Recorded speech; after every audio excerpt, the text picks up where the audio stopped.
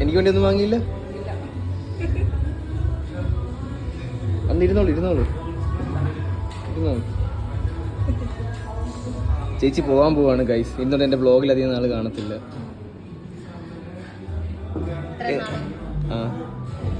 ബ്ലോഗിൽ അഭിനയിപ്പിച്ച ഗോകുൽ ടീമിന് എന്നെ 1000 നന്ദി. ഇനി അഭിനയിക്കാൻ വേണ്ടി മാത്രം ഞാൻ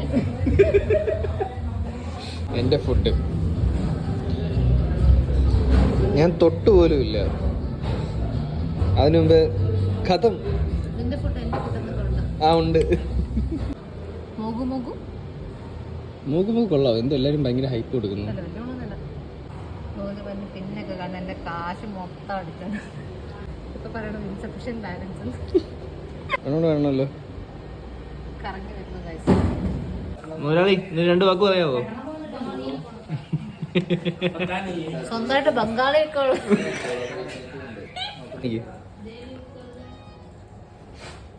എവിടുന്ന് വാങ്ങി? മോതിരത്തിന് 50 രൂപ. 50 രൂപ ശരിക്കും. ഇതിന് 250 രൂപ പെട്ടിക്ക്.